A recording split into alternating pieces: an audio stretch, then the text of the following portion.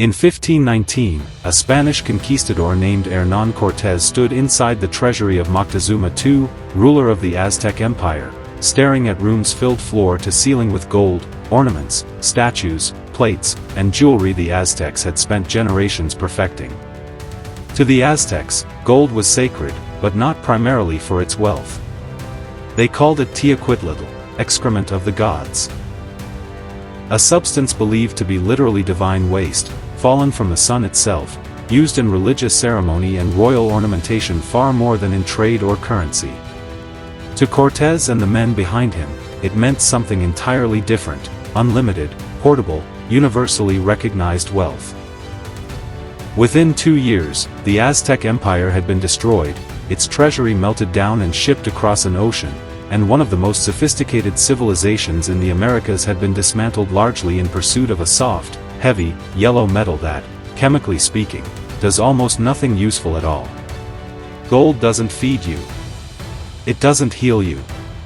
For most of human history, it barely even built anything, being far too soft for tools or weapons.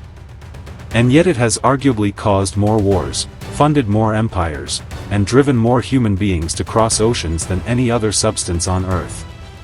What Cortés understood, whether he could have articulated it or not, was that gold had already become something far stranger than a metal by the time he encountered it in the Americas.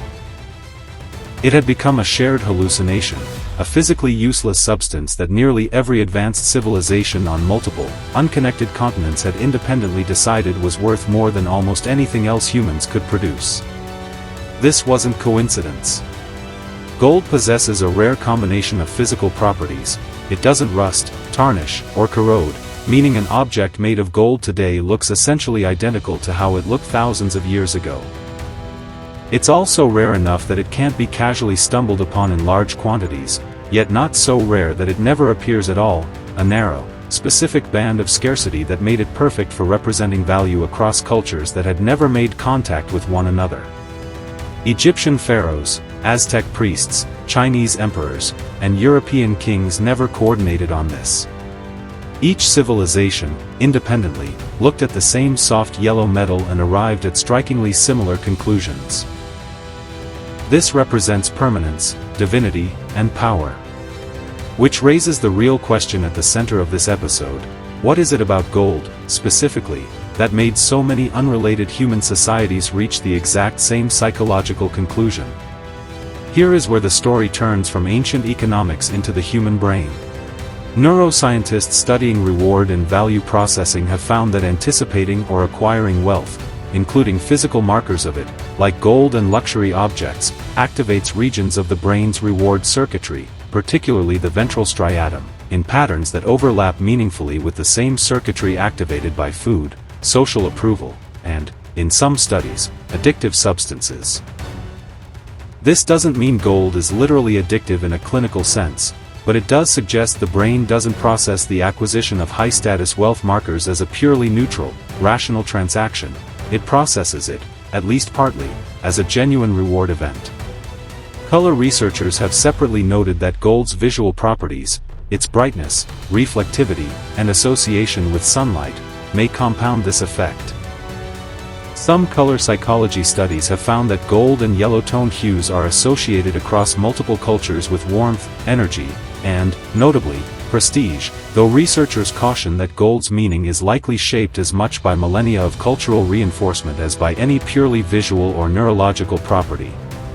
Put simply, gold may sit at a rare intersection where genuine neurological reward circuitry and thousands of years of deliberate cultural reinforcement point in exactly the same direction, which could help explain why its pull has proven so remarkably durable across civilizations that never once compared notes. Here is the idea that reframes everything that follows. Gold's value was never really about usefulness. It was, from the very beginning, a story.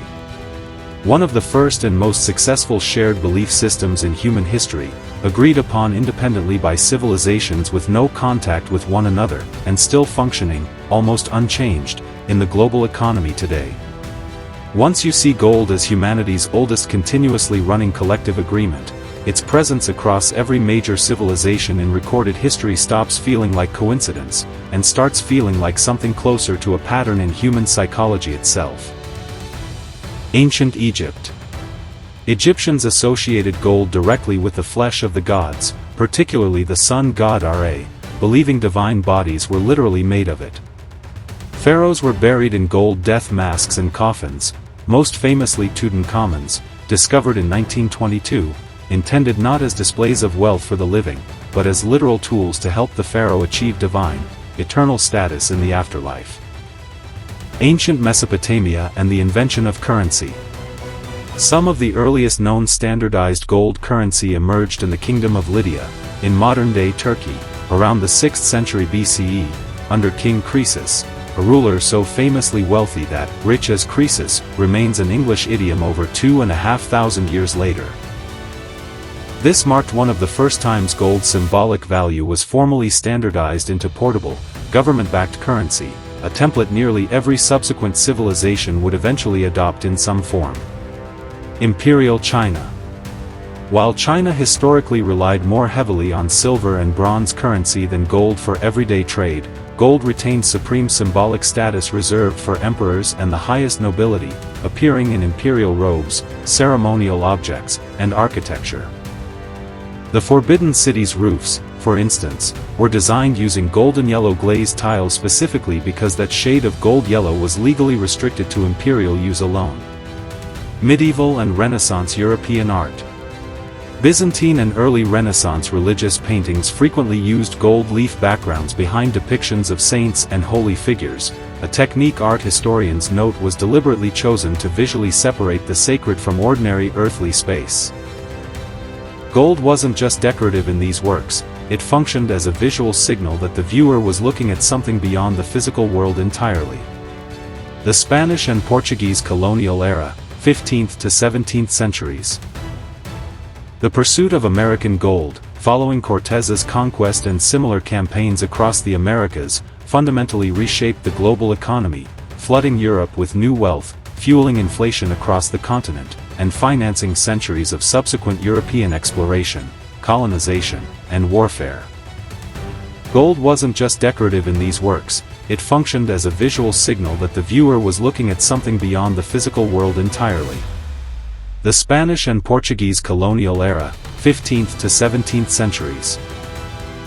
The pursuit of American gold, following Cortez's conquest and similar campaigns across the Americas, fundamentally reshaped the global economy, flooding Europe with new wealth, fueling inflation across the continent, and financing centuries of subsequent European exploration, colonization, and warfare, a direct, traceable line from a soft yellow metal to some of the most consequential and devastating events in early modern global history. Gold rushes, 19th century. The California gold rush of 1848, followed by similar rushes in Australia, South Africa, and the Yukon, drew hundreds of thousands of people across entire continents on the strength of nothing more than the possibility of finding gold. Reshaping national demographics, founding cities almost overnight, and, in several documented cases, displacing and devastating existing indigenous populations in the process. Modern global finance. Even today, in an era of entirely digital currency, central banks around the world continue to hold substantial gold reserves specifically as a store of stable value during economic uncertainty. A multi-thousand-year-old psychological agreement still functioning as genuine financial infrastructure in the 21st century, essentially unchanged in its underlying logic since Lydia first minted gold coins. Every one of these examples, spanning 6 continents and 5,000 years, keeps arriving at the identical underlying conclusion: gold isn't valuable because it does something. It's valuable because an extraordinary number of unrelated human societies have simply agreed, independently and repeatedly, that it should be. Here is the thread tying the entire episode together. Gold is humanity's longest-running and most successful shared fiction, proof that a belief, if reinforced consistently enough across enough generations and enough unconnected civilizations, can function exactly like objective, physical truth, even though nothing about the substance itself demands that meaning. Every story in this episode circles back to the same realization: gold's power was never chemical. It was collective. Millions of individual human minds, across thousands of years, independently choosing to believe the same story about the same metal. Here is where the story takes its most unexpected turn.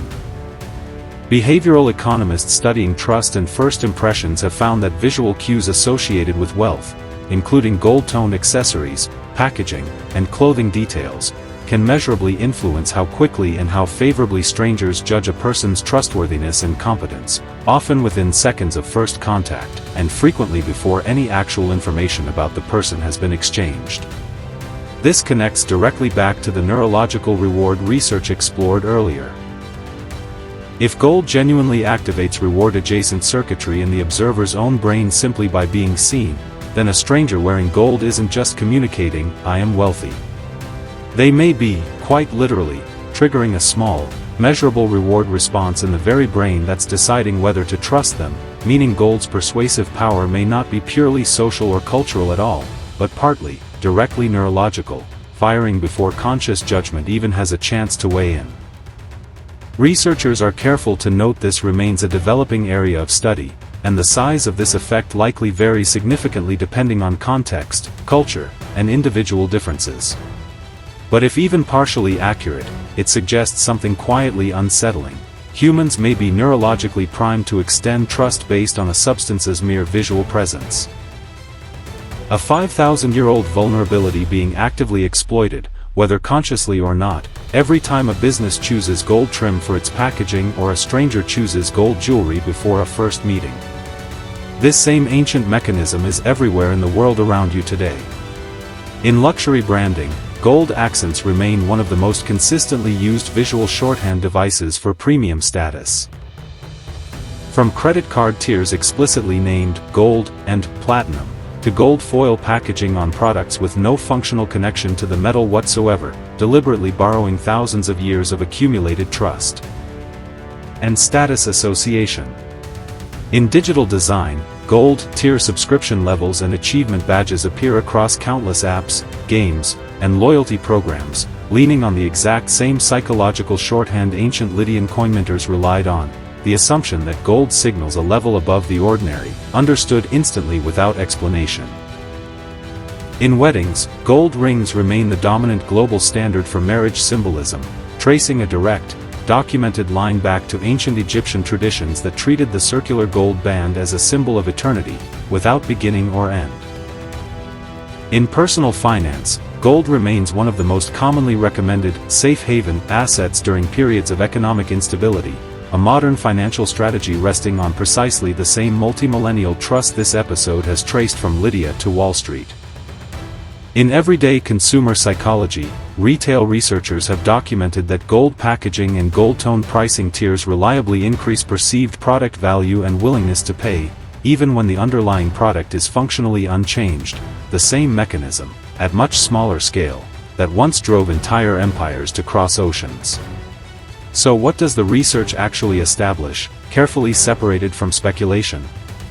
Well-supported findings include: neuroimaging research on reward processing has consistently identified overlapping ventral striatum activation during anticipation of financial and material reward, a well-replicated finding in behavioral neuroscience. The historical timeline of gold's use as currency, from Lydia through to modern central banking reserves, is thoroughly documented across economic history. More preliminary, and explicitly flagged as such by the researchers who study it, is the specific claim that visual exposure to gold accelerates trust judgments through direct neurological reward activation, rather than purely learned cultural association, a genuinely interesting hypothesis under active investigation in behavioral economics and social psychology, but one that has not yet been definitively separated from simpler, purely cultural learning explanations. What's clear is this: gold sits at a uniquely durable intersection of biology and belief, a substance that may genuinely trigger modest reward circuitry on its own, wrapped in over 5,000 years of relentless cultural reinforcement that has made separating the two almost impossible at this point in human history. Think about how many decisions in your own life have quietly been shaped by this 5,000-year-old agreement. The instinctive extra respect a gold-colored trophy or medal commands over a bronze one, regardless of what the achievement actually required. The subtle sense of occasion a gold ring carries at a wedding that no other medal quite replicates. The gold tier subscription or credit card you may have chosen specifically because the word itself implied something better, even without comparing the actual features closely. The small flicker of increased trust you may have felt meeting someone wearing gold jewelry, before you knew a single fact about who they actually were. None of these reactions were something you personally invented. They were inherited. From Lydian kings, Egyptian priests, Aztec temples, Spanish conquistadors, and modern marketing departments, all independently arriving at, and then relentlessly reinforcing, the exact same conclusion about the exact same soft yellow metal. Gold was never valuable because of what it could do.